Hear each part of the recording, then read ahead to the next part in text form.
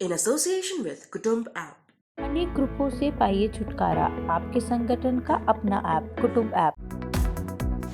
आपका वोट आपकी ताकत, वोट जरूर डालें। इलेक्शन से जुड़ी हर खबर तक ऐप पर डाउनलोड कीजिए तक ऐप।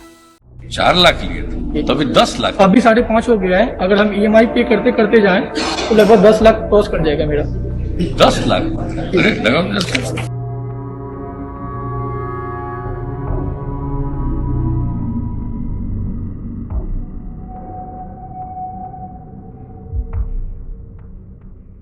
स्क्रीन पर नजर आ रही है वीडियो मुख्यमंत्री नीतीश कुमार की जनता दरबार की है।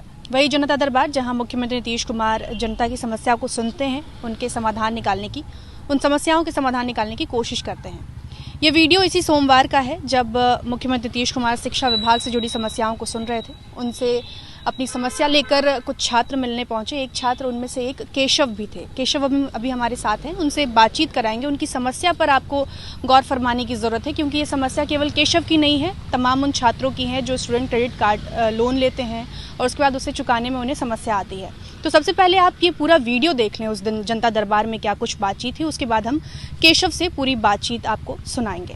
सर, मैंने अपनी इंजीनियरिंग की पढ़ाई के लिए 4 लाख लोन लिया था स्टूडेंट क्रेडिट कार्ड स्कीम के तहत, और मैंने शुरू में लिया था जिसमें अपना स्टूडेंट क्रेडिट कार्ड राज्य सरकार वाला जी शुरू में लिए थे जो जिसमें बैंक दे रहा था। हाँ, शुरू में लिए थे। अब हम लोग की पढ़ाई बाद में तो इधर से किया, लेकिन शुरू में तो था ही। तो क्या हुआ? तो हमारी पढ़ाई पूरी होगी 20 में ही, ठीक है। अब हमारी जॉब भी लग गई है। जब हम वापस करने जा रहे हैं तो अब बैंक का जो रेट है काफी ज्यादा है, जबकि स्टूडेंट क्रेडिट का जो रेट है वो 4% है।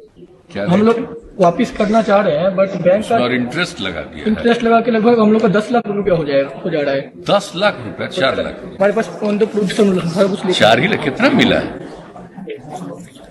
कितना मिला है? जो सर हमारा EMI है, लोन 4 लाख रुपया लिए थे। 4 लाख लिए थे तो अभी 10 लाख, अभी 5.5 हो गया है। अगर हम EMI पे करते करते जाएं तो लगभग 10 लाख क्रॉस कर जाएगा मेरा। 10 लाख, अरे लगाओ 10 लाख। नहीं, स्टूडेंट क्रेडिट कार्ड वाला तो जरा इसको लगाई ना।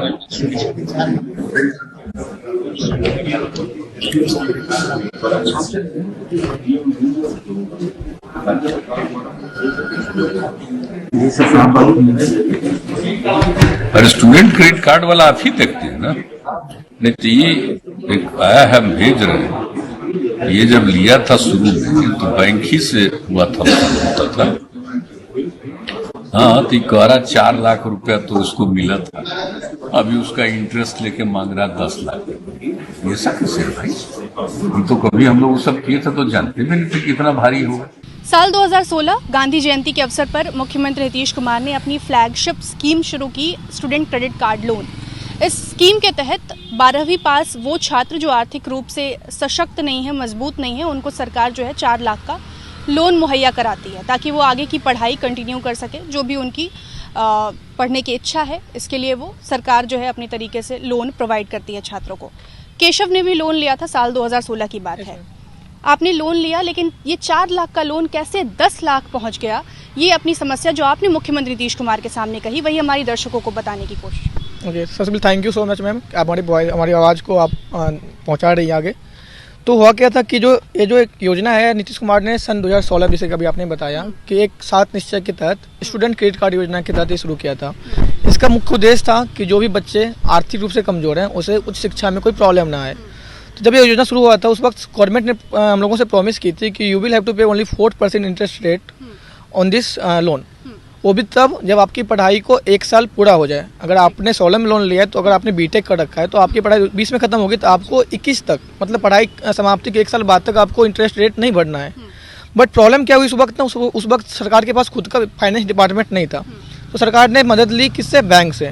हम लोगों को कोई कार्ड जो आप मेरे हाथ में देख रहे हैं, ये प्राइवेट बैंक थे या गवर्नमेंट बैंक? कोई भी बैंक के पास आप एक कार्ड लेके जाओ, एक कार्ड को दिखाओ कि हम ना स्टूडेंट क्रेडिट कार्ड में अप्लाई किए हुए हैं, ठीक है, आप कार्ड पे देख सकती हैं कि आप कार्ड ले जाओ, उनको बोलो कि हम सरकार ने भेजा है, वो हमारे गारंटर हैं और आपको लोन मिल जाएगी। सरकार यहाँ गारंटर बन जाती है, यहाँ पे गारंटर बन जाती है, ठीक है। तो हम लोग को लगा कि चलो ठीक है, मतलब इतनी अच्छी सरकार ने योजना शुरू की है, इसका फायदा क्यों नहीं उठाया। और हम लोग आर्थिक रूप से हमारे घर वाले उतने कैपेबल भी नहीं थे पे करने को। तो फाइनली हम लोगों ने लोन ले लिया और हमारी पढ़ाई भी पूरी हो गई। अब प्रॉब्लम कब आती है जब हम लोग वापस करने जा रहे हैं। अब बैंक का रेट क्या है, एजुकेशन रेट का, वो काफ़ी हाई है और बैंक ने पहले ही हम लोगों को बोल दिया था कि जो एजुकेशन रेट है हम लोगों का वो काफ़ी ज़्यादा हाई है। मतलब उस वक्त 10.5% था इंटरेस्ट रेट, जो कि कोविड के बाद से 9% कर दिया गया है। बट अच्छा केशव, जब आपने ये बैंक से बातचीत की, आपने अपना क्रेडिट कार्ड दिखाया, तो क्या बैंक को स्कीम की जानकारी नहीं थी कि 4% इंटरेस्ट रेट ही लेना है? बैंक ने क्या अपनी मनमानी की यहाँ पर या फिर बैंक की मजबूरी थी? मैम बैंक की कोई गलती नहीं यहाँ पे मेरे अकॉर्डिंग, क्योंकि बैंक का एक रेट फिक्स होता है। यहाँ पे गवर्नमेंट गलती क्या करे, गवर्नमेंट सब्सिडी प्रोवाइड नहीं करे बैंक को। अगर आपने प्रॉमिस किया है कि आपको 4% में मुहैया करवाएंगे तो आप बच्चों को, बैंक को सब्सिडी दो ताकि बैंक स्टूडेंट से 4% जोड़े। तो बैंक की यहाँ पे कोई गलती नहीं, बैंक का तो जो अपना रेट है वो अपना जोड़ेगा ही, ठीक है। प्रॉब्लम यहाँ पे ये हो जा रहा है ना कि सरकार कोई सब्सिडी प्रोवाइड कर नहीं रही है, ठीक है। होता क्या है ना कि अब ना 2018 बैच में क्या हुआ, सरकार ने खुद का फाइनेंस डिपार्टमेंट खोल लिया। अब क्या है, बच्चों को बैंक के पास नहीं जाना है, कार्ड लो, सरकार के डिपार्टमेंट में जाओ और सरकार खुद ब खुद आपको पैसे आपके अकाउंट में भेजेगी, मतलब कॉलेज के अकाउंट में।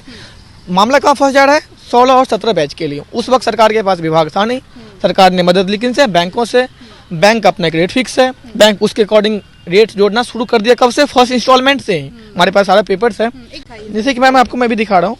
बैंक का एक इसमें SBI का है, मैंने SBI से लिया था और सारे बच्चे अलग अलग बैंक का अलग अलग है। ये देख लो मैम, मेरा ना फर्स्ट जो लोन था 2017 में हुआ था, 15 जुलाई 2017 को, और जो रेट है मेरा वो 17 से जुड़ना शुरू हो गया। इसमें बैंक की कोई गलती नहीं, बैंक का तो अपना एक रेट है, वो तो करेगा ही। और एक चीज़ और मैं यहाँ पे दिखाना चाह रहा हूँ, जो मेरा अमाउंट है उससे पहले डिटेल्स एक्सप्लेन करना चाह रहा हूँ कि जो मेरा अमाउंट है, अभी 4 लाख मैंने लोन लिया था, तो जून 2020 में मेरी पढ़ाई पूरी हुई, तो जून 2021 तक जो मेरा आउटस्टैंडिंग बैलेंस होना चाहिए वो 4 लाख ही होना चाहिए, क्योंकि गवर्नमेंट ने हम लोगों से प्रॉमिस किया था कि आपको पढ़ाई के 1 साल बाद तक कोई इंटरेस्ट नहीं देना है, ठीक है। तो जून 2021 तक हम लोग का आउटस्टैंडिंग बैलेंस होना चाहिए 4 लाख। बट हुआ क्या कि बैंक जो अपना रेट जोड़ा, उसके कारण हम लोग का रेट जो टोटल अमाउंट हो गया वो 5.5 लाख हो गया पढ़ाई के जस्ट 1 साल बाद तक। और उसके कारण क्या हुआ कि हम लोग का जो EMI बना है अभी बैंक के अकॉर्डिंग, यहाँ पर मैं आपको दिखा रहा हूँ, जो EMI बैंक का बना है वो बना है 5989 अराउंड 6000 रुपये पर मंथ।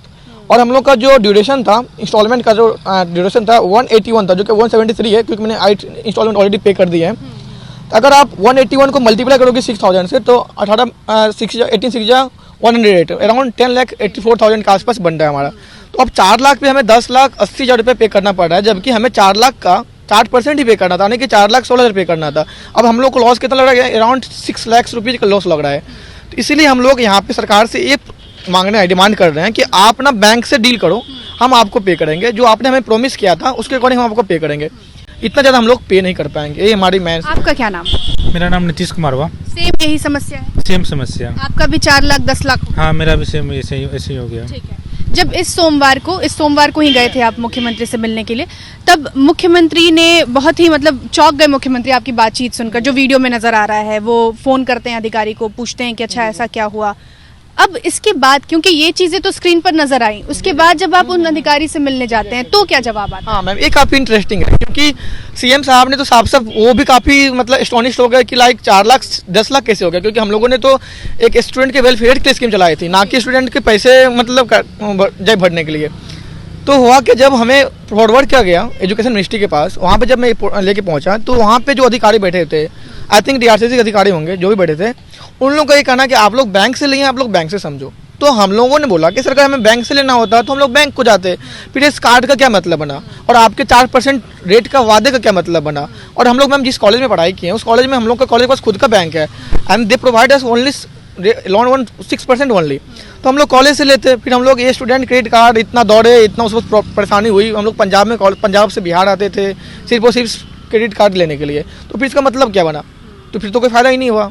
तो यही मतलब उसके हिसाब से है कि आपका कोई सॉल्यूशन नहीं हो सकता है। हम लोगों ने झूठ मूठ का प्रॉमिस कर दिया। अब आप लोग समझो, आप लोग बैंक के पास जाओ, भले आपके बैंक आपके घर पे आए, जो करे। अभी मैम बैंक ने क्या किया, मैंने क्या किया, जब EMI का एक काम फंस गया तो मैंने अकाउंट में पैसे रखना बंद कर दिया। अब बैंक क्या कर रहा है कि बैंक हमारे पिताजी के अकाउंट से बैलेंस काटना शुरू कर दिया, जहाँ कि आपने देख पा रही हूँ मैम कि यहाँ पे मेरे पिताजी के अकाउंट से 17,000 रुपीज़ काटा गया जस्ट जनवरी में। फिर मैंने क्या कि अपने पिताजी के अकाउंट में बोला कि आप मिनिमम बैलेंस रखो, तो मिनिमम बैलेंस था उसको भी काट लिया गया, बैंक काट लिया। तो बैंक का तो कोई गलती नहीं, वो तो पैसे काटेंगे ही।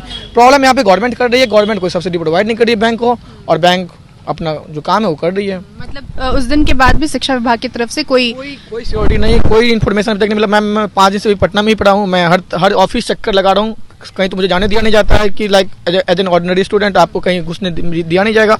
हम लोग मैम जॉब करते हैं, हम लोग नोएडा से यहाँ पे आए हुए हैं और आप जानती हो मैम IT डिपार्टमेंट में आप एक दिन छुट्टी के लिए कितनी प्रॉब्लम होती है और हम लोग 5 दिन से मैम घूम रहे हैं पटना में, बट कोई सुनवाई नहीं हो पा रही है, तो इसीलिए मामला फंसा। तो ये केशव और इनके दोस्त और ऐसे कई छात्र हैं, जैसा कि केशव से मेरी बातचीत हो रही थी, केशव ने बताया कि इनके संपर्क में अभी सैकड़ों छात्र हैं जो इस समस्या से जूझ रहे हैं, जो 16-17 बैच के तमाम स्टूडेंट्स जिन्होंने student credit card loan use किया और सरकार की जो मदद स्कीम के तहत करने की कोशिश थी उसे अवेल करने की कोशिश की, वो अब इस समस्या से जूझ रहे हैं कि 4 लाख का जो लोन उन्होंने लिया था वो 10 लाख के करीब हो चुका है।